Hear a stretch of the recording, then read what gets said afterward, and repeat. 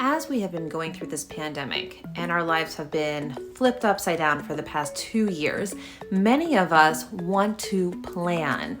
Why? Well, the answer is simple. We want to feel like we have control over what's going on around us. We want to feel like what we're able to do is going to be consistent because there has been so much inconsistency that we're striving for that structure and that consistency back into our lives. We are striving to return to normality.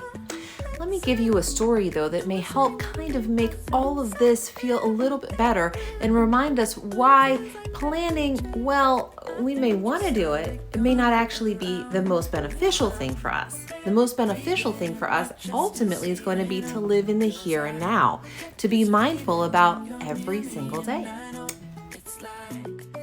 Share with you this wonderful story about a king in Afghanistan and a Jewish cobbler. And it goes like this. The king had everything that he always wanted, and he decided that he was, bored in his life.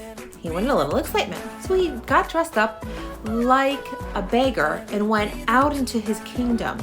And he came across a cobbler and he knocked on the door and he realized the cobbler lived a very sparse life and he wanted to understand, was this cobbler happy? And the cobbler was extremely happy. And he said to the king that he lives by the verse that blessed be God day by day. And from that verse in Psalms, he understood that every single day is a blessing, and so he greets every single day as a blessing. The king decided to make his life difficult and see how this cobbler would respond. And the king decided to outlaw shoe repair and came back and checked on the cobbler, and the cobbler was very happy and had a very full Shabbos table and was singing songs. And the king said, well, what did you do? And he said, I became a water carrier and I've been doing great. And I spent my last penny on some wine too, by the way. Want some? And the king decided to outlaw water carrying and came back to check and see how the cobbler was doing. And the cobbler said, oh, I'm doing even better. Look at this. I've got this brand new outfit. I have all of this food on the table. Life is grand. And the king couldn't understand it. And the cobbler looked at him and said, you know what happened?